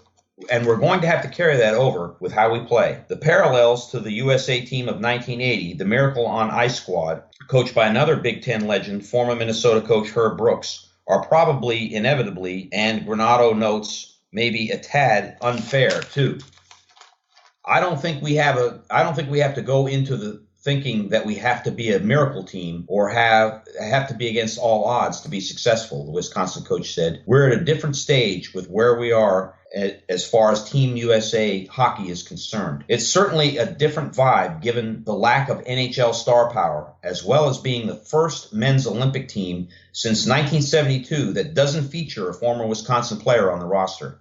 It does, however, have 2 on the bench, in Granato and assistant Chris Chelios, the former NHL great who captained Team USA. And I didn't know this till I read this article. He captained Team USA in 1998, 2002, and 2006. I laugh about this because Chris is such a passionate player, Granato said. He loves the game of hockey, probably more than anybody else I've ever met. He's a nut that way. He's the same, always coaching the same way. This whole process, trying to get the team picked, how to prepare for it. I'm so excited. He's a warrior. He's a guy you want on your bench.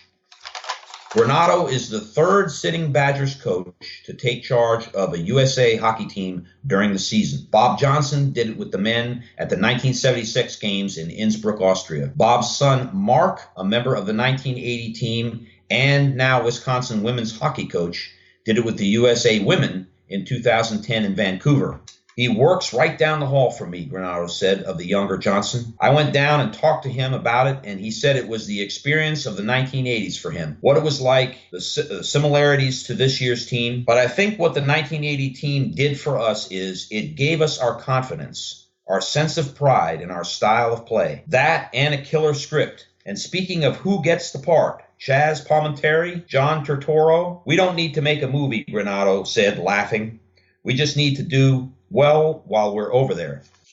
And I thought I would just highlight a little bit about the Team USA, the influence that Wisconsin has on Team USA in the Olympics, and certainly hope that the team comes back around and wins a couple games and gets in the middle round and does well. Yeah, and I watched that. I don't know if you saw the first game of the Team USA against Slovenia, but it looks like USA is going to play a very high-tempo speed game, which is kind of reminiscent to the way a lot of NHL teams play today. But, Right. Yeah, a lot of names that we don't know.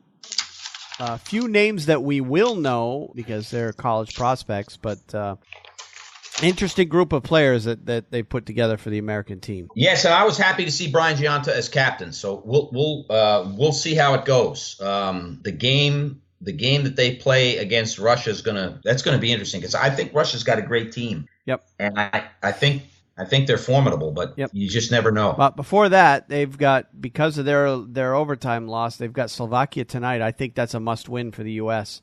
Absolutely. Because that game against Russia is not going to be an easy one. There's a lot of former NHL players on that team. Guys like Pavel Datsyuk and Ilya Kovalchuk, probably the two biggest names on that team. And there's Mozyakin is a player that we've talked about a lot. He's on that Russian team. Vadim Shipachev. Yeah.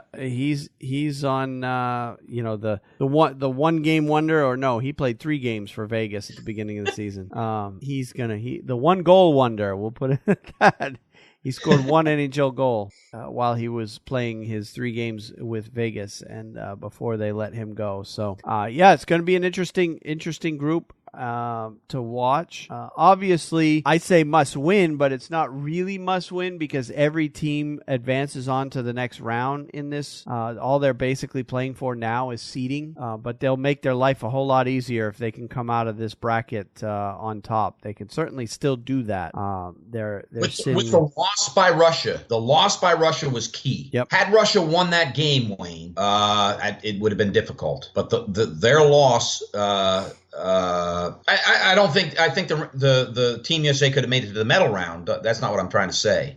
But I think that the loss that Russia experienced, just, they can dismiss that game with Slovenia, drop it right out of their minds, and not even worry about it, not even miss a beat. Yep. So we'll see. We'll see how it comes. But yeah, that's Group B. There's actually 3 groups in the Olympics this year. All groups have 4 teams in them. So in Group A, you've got Canada, Czech Republic, Korea, and Switzerland. And in Group C, you've got Sweden, Finland, Germany, Norway. Group A and Group C each had their first games today. So everybody in the Olympics have played 1 game so far in the men's side. And you've got Canada and Czech Republic won their games today in Group A. And Sweden and Finland each won their games in Group C. And of course, Slovakia, Slovenia won their games, although the Slovenia game, they use a 3-point system, so that was only worth 2 points because it was an overtime win, with the USA stealing a point there. And then Slovakia got a 3-point win, and then, of course, Russia has 0. Although I say U.S. stole a point. It's more like the Slovenia stole 2 points because USA had a 2-0 lead going into the third period of that game. And Slovenia came back, tied the game, and then won it in overtime. So the steal was more on Slovenia's side. Right. Now, my story is also of Olympic nature, and it was a story I found on NHL.com that just highlights that 131 AHL alumni are playing in the Olympic Games across all 12 teams. So some of the names that obviously are playing or have been playing in the AHL at some point or another. You've got Chris Bourque, Bobby Butler, John McCarthy, Brian Giunta, and Christian Thomas, Cody Gobelev, and Chris Kelly are all playing in there. They're current and AHL players. And the only reason Giunta was playing in the American Hockey League was because he knew he wanted to play for Team USA going out. And obviously he couldn't sign an NHL contract because he wouldn't be able to go. So he stayed in the American Hockey League so that he'd be eligible to go play in the Olympics. As far as former players, you've got Rene Bork playing for Canada, Christian Ehrhoff playing for Germany, Michael Jordan, who actually played for Carolina recently, is playing for the Czech Republic, Finland's Kari Ramo, Sweden's Magnus Hellberg, Russia's Alexei Marchenko, and Mark Arcobello for the U.S., all former American Hockey League players. As far as former Calder Cup champions playing there, Canada's Maxim Lapierre, U.S.'s Brian O'Neill, and Czech Republic's Patrick Bartosak, Finland's Oscar Osalas, Sami Lepisto, and Slovenia's Jan Murasak, and the U.S.'s Chad Billins, and Team USA's, again, Chris Bork, are all former Calder Cup champions that are playing in Pyeongchang. Now, as far as, of course, along with the players going to the Olympics, you've got a bunch of AHL officials that are also playing there. Olivier Gouen, Brett Iverson, and Tim Mayer are all AHL referees that are officiating at the games. And then as far as linesmen go, you've got Fraser McIntyre and Judd Ritter, which you did a story a few weeks ago on. Yep. Are also linesmen that are working in the men's tournament in Pyeongchang. Now, the article that I have, there's a link in the show notes, lists every single player, all 131 players that played in the American Hockey League that are also playing over there in Korea for the Olympics. And it's listed in the article, it's listed by country, so... it's a long list. I'm obviously not going to read it now, but if you want to see the list and see some of the names, there's some former NHL players too. Were you? Is Korea, the fact that they're in this, Wayne, a gift because they are hosting the games? Yes.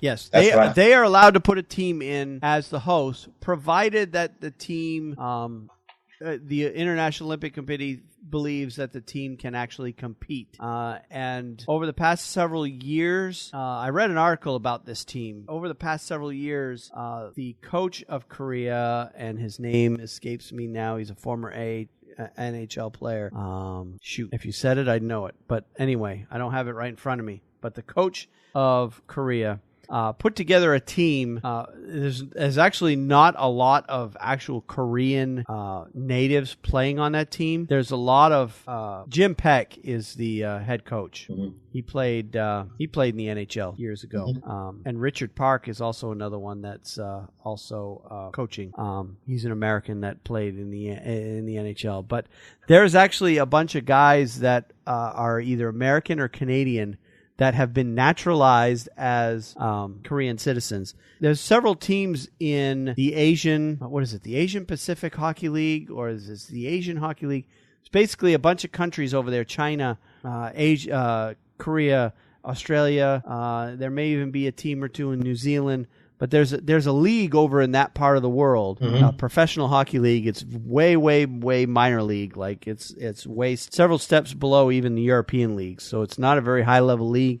Certainly not worth spending a whole lot of time on. But there's a lot of former Canadian and American players playing in that league, and the head coach of Korea picked a bunch of those guys from that league. And the government of South Korea basically put them through the process of getting them naturalized as Korean citizens so that they are eligible to play for Team Korea. So you'll see a lot of American names on there. Like, for example, Matt Dalton is their goalie. He's obviously an American. Brian William Young. These aren't Korean names. Michael Swift, Mike Testweed, Eric Regan, Brock Radunsky. They don't sound very Korean. Alex Plant. No.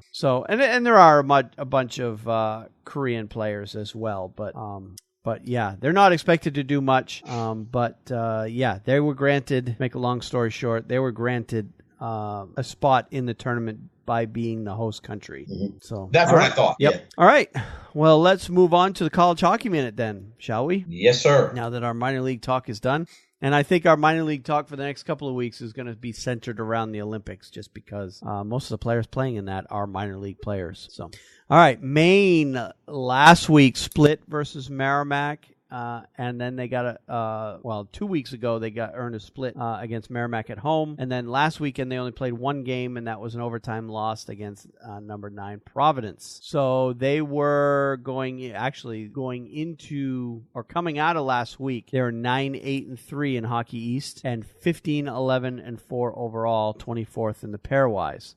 Now, as far as this week is concerned, they actually had a game last night, which is considered part of this week. They played at UNH. I watched that game, and they ended up winning that game in overtime. So they're now actually 16-11-4 and 10-8-3 in Hockey East. And I think they climbed out of that 6th spot. I believe they jumped to 4th with that win. And the other game they've got this week is against number 19 BC on the 17th. And then next week, they finish up with 2 games at BC, and that finishes their regular season schedule. So playoffs are just around the corner in college hockey. Or yes, they are. Conference playoffs, anyway. Now, as far as pairwise rankings, let's take a look at those real quick. Right now, sitting in that number 16 spot is Northern Michigan. And, of course, as a reminder, 16 teams make the NCAA tournament, so that's why I look at the 16. Number 15 right now is Michigan. Number 14 is Northeastern. 13 is Western Michigan. 12 is North Dakota. 3 teams are tied for 9th, and that's Minnesota Duluth, Nebraska Omaha, and Minnesota. 8th is Providence. 7th is Clarkson. 6th is Ohio State. 5th is Minnesota State. And 3 teams are tied for 2nd. And that's Notre Dame, Cornell, and Denver. And then number 1 again this week is St. Cloud State in the pairwise. So a very, very Western-heavy rankings right now. So teams in the East are definitely struggling to stay afloat on the national picture. So right now it's looking like only 2 teams might come out of Hockey East to make the NCAA tournament unless things change, and that would be Providence and Northeastern. So, although Maine would be next in line. Yeah, Maine University. Maine jumped up to 21st with that win against UNH last night, but Boston University is sitting in 19th. BC is right in that picture too. They're at 24th. So there's a bunch of Hockey East teams, and UMass is at 26. A bunch of Hockey East teams just outside that top 16. But in terms of the top 16, right now there's only 2 Hockey East schools, and I can't remember the last time that only 2 Hockey East schools made the NCAA tournament. Usually it's minimum 4. Right. But just goes to show that the Western teams right now are simply better than the East overall. Right. All right, that's it for college hockey. Let's go on to the picks of the week. Very and good. I didn't write yours down, so why don't you just go ahead with yours? Let me go ahead. Yeah. I am gonna. You got to talk about this, Wayne. You know you have to talk about this. I'm going to talk about the Notre Dame Fighting Irish clinching the Big Ten championship. Okay. You would have it as a pick of the week, even if you were a casual hockey fan. If you really consider what's happened, it's their first year in the Big Ten, and they come away with a champion. They win the championship. And they really win it hands down. Shocking, really, what they've done. So I don't think there's any doubt that they're going to be in the NCAA tournament. But the way this thing goes, and you know it, 1 loss and you're out. They could lose in the very first round. So it'll be interesting to see. But I pulled this off the Irish website. Irish clinch Big Ten championship. Pretty easy title there. In its first year in the Big Ten Conference, the Notre Dame hockey team has clinched the Big Ten championship. Holby Baker candidate Cale Morris, who is their goalie, made 31 saves for the Irish, earning his 21st victory of the season. Jordan Gross netted the game winner in the second period, while Andrew Ogilvie notched another tally for the Irish in their 2-1 victory over Ohio State. Ohio State goalie Sean Romeo made 21 saves in the effort, while Kevin Miller scored a power play goal for the Buckeyes. The game included 13 penalties, with the Irish going 0 for 6 on the power play and Ohio State scoring on 1 of 4 chances. The victory clinches the top seed in the Big Ten tournament, giving the Irish the first-round bye, the lone first-round bye. Notre Dame will host a semifinal game at Compton Family Ice Arena on Saturday, March the 10th, and should it advance, the final on Saturday, March 17th. So they have home ice in the Big Ten championship throughout. Some interesting notes. Notre Dame clinched its sixth conference title with all previous hardware coming in the CCHA, which I think you've taught me everything I know. Is a now defunct college hockey conference. The Irish won the regular season CCH titles in 2006 and 2007, and in 2008, 2009. They captured the Mason Cup for the CCHA Tournament Championship in 2007, 2009, and 2013. And a second interesting note, it marks the first time Notre Dame has won a conference title on home ice, as they won in 2007 in Alaska and in 2009 at Omaha. The tournament titles all came at Detroit's Joe Louis Arena. So kudos to the Notre Dame Fighting Irish. They made a great go of it here for the first year, and I'm hopeful that things will continue, that they'll continue to play well. I think they play, I believe they play Michigan this weekend, so I think there's only like 4 or 5 games left in their regular season. Yeah, they've won that regular season championship going away, haven't they? They got a 13-point lead on Ohio State. Yeah. And when you mentioned Sean Romeo, Ohio State, I went and looked him up. That is, in fact, the same Sean Romeo that was playing for Maine a couple of years ago. So he obviously transferred to Ohio State. I knew he left the program, but I didn't know where he ended up. Wow, very good. So Sean Romeo played 2 seasons at Maine and then transferred to Ohio State. So, interesting to hear that name again. He's actually from around here. He's originally from Cary, North Carolina. Oh, I didn't know that. Yep. Very good. So he's a local kid. That's why that name rang a bell. I'm like, wait a minute, Sean Romeo. I know he wasn't playing for Maine anymore, but I didn't know where he had ended up. So it's good to hear he turned up in another Division I program. Anyway. Right. All right. Well, good story. The story I have, and of course we started the show with some outdoor hockey. We're going to end the show with some outdoor hockey. The story I found on NHL.com talks about Connor McDavid and Darnell Nurse making a surprise appearance at the world's longest hockey game. Connor McDavid and Darnell Nurse had to see the world's longest hockey game in person to believe it. Edmonton Oilers captain defenseman made an impromptu appearance at Sykers Acres in Sherwood Park, Alberta, to support the 40 players during Day 4 of the 10-day game. Unbelievable. The game, which the players are hoping breaks the Guinness World Record for longest marathon hockey game, is being played 10 miles east of Edmonton on the property of Edmonton optometrist Dr. Brent Sake. McDavid and Nurse popped over to support the players, but stayed around to talk with them, sign autographs, and pose for pictures. What they're doing is pretty remarkable, McDavid said. To see it firsthand is even better. They're 4 days in. I can't imagine what that would be like. Sake and company have played record-breaking marathon games 5 previous times, with the first going 82 hours in 2003. The group has raised more than $3 million through the previous 5 games. They will surpass the record of 250 hours, 3 minutes and 20 seconds that they set in the same location back on February 16th, 2015, on Monday. And, of course, this article was written February 13th, so that game's still going on as we speak. Amazing. So it'll be this coming Monday when they finally break the record.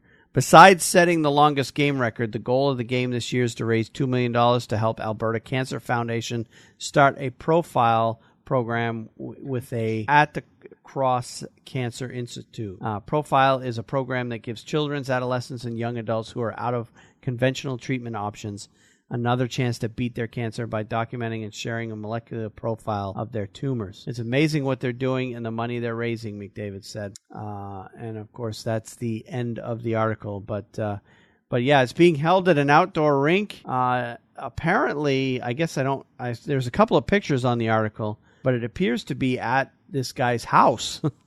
But he's built a very nice rink with really official boards and everything. It's either at his house or at his office, but there's a building right up against the benches there, and the game is being held at an outdoor rink facility. So wow. But yeah, and you see attempts at this world longest hockey game. This group has done it several years, and there's another group here in the U.S. that has done it, and it escapes me where they're from. I think it's like Detroit area, but yeah, there's seems like every couple of years there's another attempt to break the world's longest hockey game, and it's quite interesting. I guess I'll have to put that one on my bucket list of things to do is to be part of one of these record-breaking games. Yeah, that would be something, Wayne. Yeah. 10 days doing that, though. I tell you what, that's Yeah, and the rules, in order to break the record, the rules have to go. There's set rules in place that they have to. I think they play. It has to, the players have to stay on the premises. They don't have to. There's 40 players, so they can work in shifts. Generally, they do 10 aside, so they work in 4-hour shifts generally. So there's 4 groups of 10 players. Right. And they work, in a rotation to keep the game going constantly. So usually 5 aside, and then the game just continues. They either skate in 2 or 4 hour increments, and then get a few hours off while another group goes on and plays. But the game has to go on continuously for all that time. They can stop to Zamboni the ice, but then the game has to get right back on again. And other than that, I think that's pretty much most of the rules. Very interesting. So they obviously aren't going to play on 10-day-old ice that doesn't get zammed. They are allowed to stop the game and zam the ice like once an hour or once every couple of hours or something like that. So, right. So yeah, that's and it's being held at an outdoor rink in Canada. So yeah. Ending the show with outdoor hockey, just like we started the show with outdoor hockey. Yeah. So very good, Wayne. All right, that is all we have for this show. So we're going to go ahead and wrap things up. Got a lot in there into weeks worth of hockey talk. So a lot of stuff crammed in. Yeah, yeah, we did do a lot of cramming. We sped through stuff, Wayne. Yep. So anyway, if you want to give us some feedback, you can tweet us. I'm at Wayne Halley 9. Steve is at SBall504Man. You can reach us through our Facebook page at facebook.com/thehockeynuts. You can reach us on our YouTube channel, where we're starting to put more and more content outside. We do post the videos of the recording of this podcast on the YouTube channel, but I'm also starting to put other stuff up there. For example, I put a lot of footage from the outdoor hockey, the pond hockey tournament that I played in last weekend. There's a lot of footage from that on the YouTube channel too, so for you to check out if you want to check it out. So, and you can do that at thehockeynuts.com/YouTube. So with that, we'll go ahead and end the show. Very good, Wayne. All right. Great working with you. Yep. Of course, real quick, we'll get together this Saturday. We're going to an AHL game, but I'm looking forward to it. That's right. That's right. We are. So we'll have that to talk about next week. And then, of course, as we reach getting closer to the trade deadline, we'll have more of that to talk about. We'll probably have at least one trade between now and then. So. Oh, I think so. Yep. Yep. All right. So let's go ahead and end it for this week. And until next week, we'll talk to you later. Have a good night, Steve. Have a good night, Wayne. Take care. Right. You too.